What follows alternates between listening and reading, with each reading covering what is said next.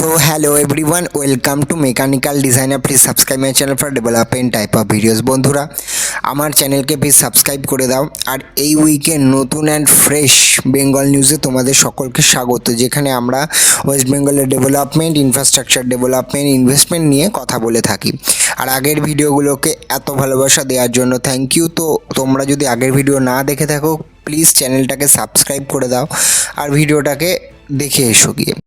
তো প্রথম যে বড় খবরটা আসছে সেটা অবশ্যই এক্সাইড ইন্ডাস্ট্রিজ তরফ থেকে।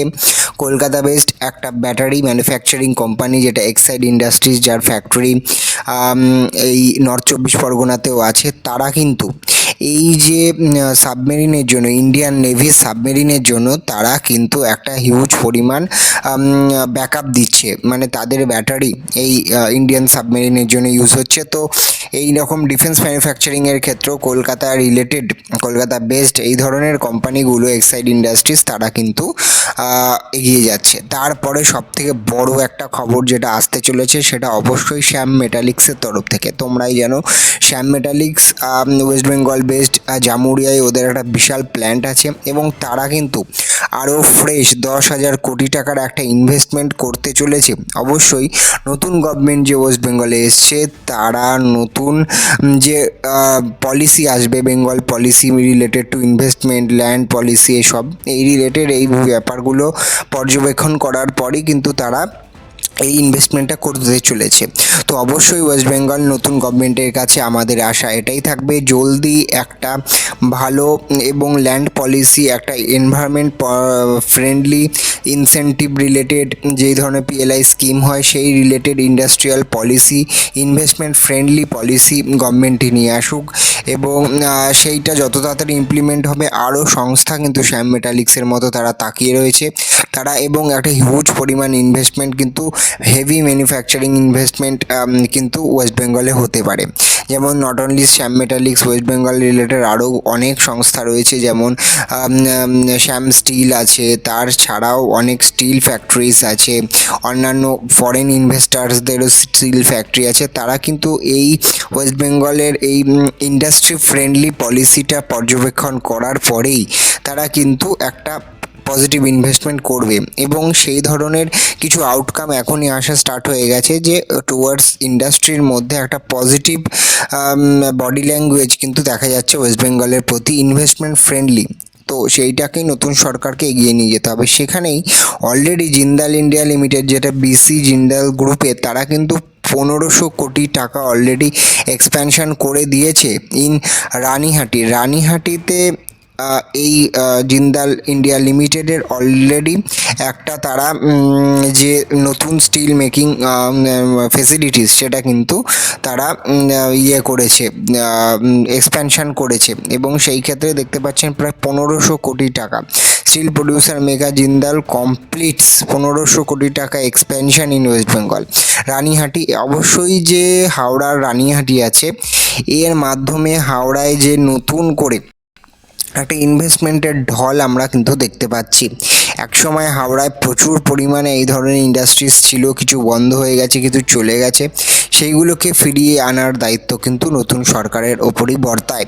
নতুন সরকারের নতুন ল্যান্ড পলিসি, যেমন নট অনলি ল্যান্ড পলিসি, তার সাথে তুমি যদি অন্যান্য আরও রিলেটেড নিউ টেকনোলজির ইনভেস্টমেন্ট চাও, যেমন ডিফেন্স পলিসি লাগবে, সেমিকন্ডাক্টর পলিসি, তার সাথে আইটি রিলেটেড পলিসি, এই ধরনের পলিসিগুলো যখনই নিয়ে চলে আসবে, ডাটা সেন্টার পলিসি, তো আরও কিন্তু একটা হিউজ ইনভেস্টমেন্ট ওয়েস্ট বেঙ্গলে আসতে চলেছে। তো দেখা যাক নতুন সরকার কত তাড়াতাড়ি এই ধরনের পলিসিগুলোকে ইমপ্লিমেন্ট করে, পাবলিক করে এবং ইনভেস্টর এবং নতুন কোম্পানিদের মধ্যে একটা যে হিউজ হাইপ তৈরি হচ্ছে ধীরে ধীরে, সেইটা কত তাড়াতাড়ি গ্রাউন্ডে হয়। তো জিন্দাল অ্যান্ড এই ধরনের জিন্দাল ইন্ডিয়া লিমিটেড, শ্যাম মেটালিক, শ্যাম স্টিল, এই ধরনের সংস্থাগুলো কিন্তু অলরেডি ওয়েস্ট বেঙ্গলের ওপর তারা মানে ভরসা রাখতে শুরু করেছে।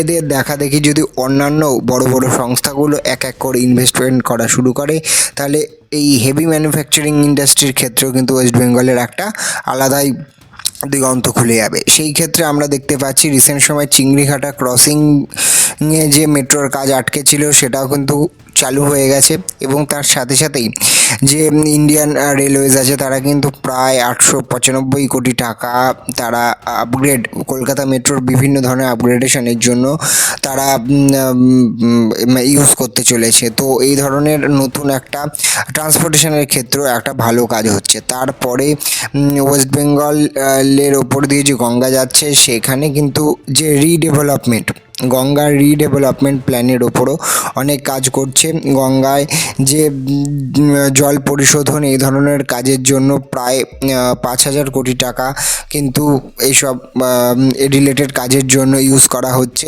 সেখানে দেখতেই পাচ্ছেন যে লাস্ট স্ট্রেচ মানে হচ্ছে এই ওয়েস্ট বেঙ্গলের ওপর দিয়ে গঙ্গার যে লাস্ট ফ্লোটা সেটা বয়, তো সেইটার ওপর সেটাকে আরও পিওর করতে, সেটার এক্সপ্যানশন সেটাকে আরও পরিষ্কার রাখতে এবং তার গঙ্গার ধারগুলোকে আরও ঠিকঠাক রিডেভেলপমেন্ট করার জন্য কিন্তু এই ধরনের কাজ হচ্ছে। তার রিসেন্ট সময় যে ইউএস কনসুলেট আছে, ইউএস যে এনভয় আছে তারা কিন্তু কলকাতা ভিজিট করছে 4 days।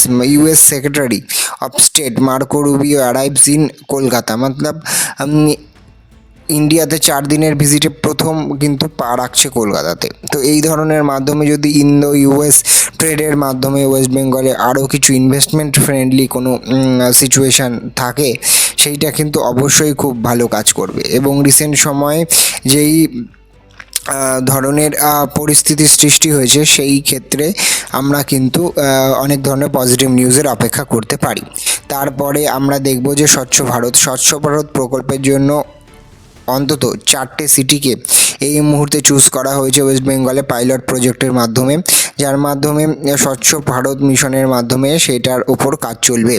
এবং নট অনলি স্বচ্ছ ভারত, তার সাথে বিভিন্ন সেন্ট্রাল স্কিম যেমন আয়ুষ্মান ভারত প্রকল্প, এই ধরনের যে প্রকল্পগুলো আছে সেটা ফার্মিং রিলেটেড বিভিন্ন প্রকল্প, তার মাধ্যমেও কিন্তু অনেক ধরনের সুবিধা বাংলার সাধারণের জন্য আসতে চলেছে। তো দেখতেই পাচ্ছেন 4 Bengal cities to be included under the স্বচ্ছ ভারত মিশন পাইলট প্রজেক্টস।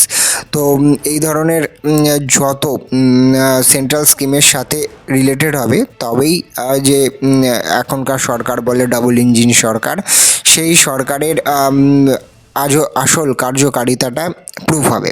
তো নতুন ল্যান্ড পলিসির দিকে নজর থাকবে, তার সাথে বিভিন্ন যে স্কিম আছে সেই বিষয়ে আপডেট পেতে হলে আমার চ্যানেলের সাথে জুড়ে থাকবেন। এবং আর আইটি রিলেটেড কী বড় ইনভেস্টমেন্ট আসতে চলেছে সেই দিকেও আমাদের নজর রাখবেন। পরের ভিডিওগুলোতে আমরা সেই বিষয়ে কথা বলবো। আপাতত আইটির যত ইনভেস্টমেন্ট ছিল সব আমি এই চ্যানেলে শেয়ার করে দিয়েছি আগের ভিডিওতে। তো নেক্সট ভিডিওতে দেখা হচ্ছে, প্লিজ চ্যানেলটা সাবস্ক্রাইব করবেন। Thank you all.